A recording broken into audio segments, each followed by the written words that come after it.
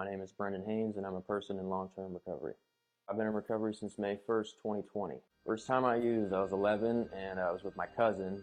He was kind of I always looked up to him. He had like chains all the time, and bandanas. And I was a really sheltered kid, and I thought that he was just the coolest guy ever, And I smoked weed with him, and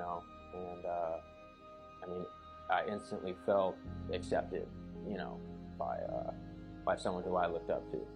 After I smoked the weed, I went home and I told my friends. My friends were always a little older than me, a couple grades older, and I told them, I was like, hey guys, I smoked weed, and then they had opened up to me that they had been smoking weed and they had been drinking the whole time, and they didn't tell me, and so at that point, the race was on, right? And we did whatever we could to get high, and so we started like taking pills from his mom, back when Oxy 80s were like a thing, and I was doing those when I was like 12, 13 years old.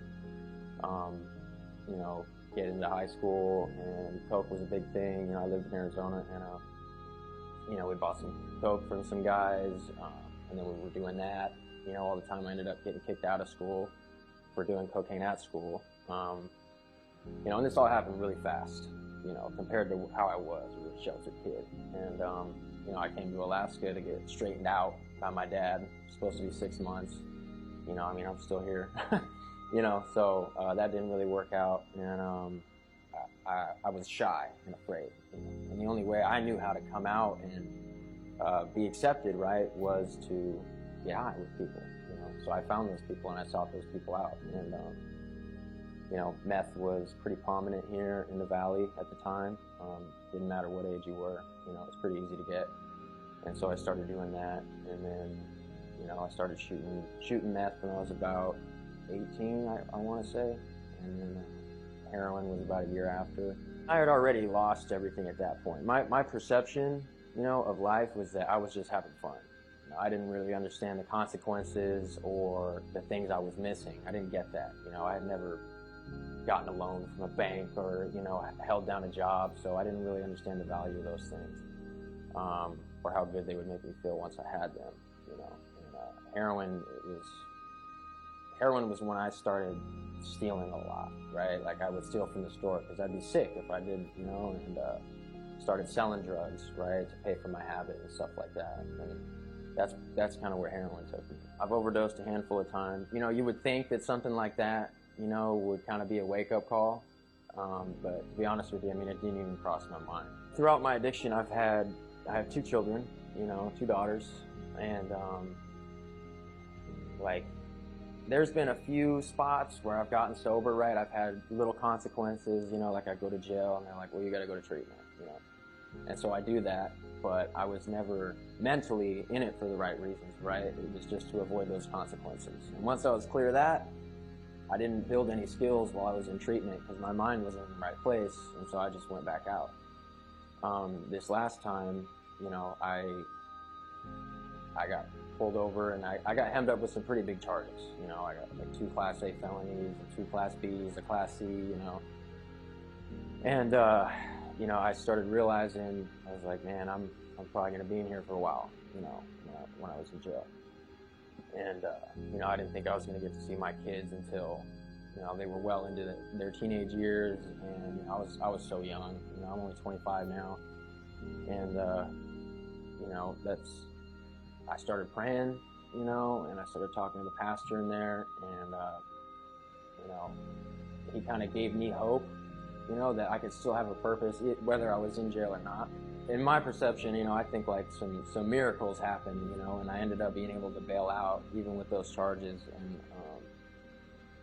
I went to treatment again, and I guess you could say this time I had the gift of desperation, and I started understanding that I want to be a better person. Staying out of prison wasn't the number one priority for my recovery anymore. It was, I want to be a better person, and I want to figure out what my purpose is. I had a different attitude, than I did all the other times I tried to sober up. And, I started paying attention to the things I learned in my classes. I had a spiritual awakening, is kind of what they call it, and I started realizing, I want to help people, that were in my position, because I mean, I had all this stuff hanging over my head, and I wasn't able to see my kids at the time, but I was working on myself, so I was really happy. I was still happy, even though I had all this, impending doom, so to speak. And I wanted to give other people that, and show them that it's not as far away from them as they think. So since I've been in recovery, my life has completely changed. I'm a man now. I don't feel like some punk kid anymore. I get to see my kids, on a consistent basis, and buy them things with money that I earned legally, honest money, and I get to parent them, discipline them and, teach them things, and I'm still learning, It's a beautiful journey, and I get to be a son today. I made amends to my parents. I made some financial amends to my family as well, through the lies and, all of that stuff.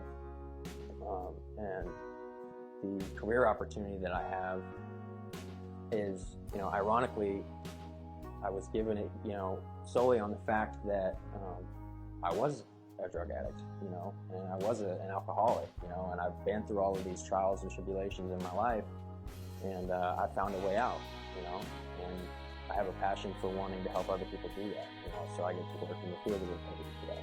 I have certain friends today that I also knew in addiction, and I used with an addiction. The only difference is we're all in recovery now. It's just love, man. It's all love. It's not like, when I was in my addiction, I didn't really have real friends. People were kind of objects that I manipulated, to get what I wanted. It was a take and take relationship, And now with my friends and my family, we just give each other things and we help each other, and we help each other stay accountable, and things like that, and support each other.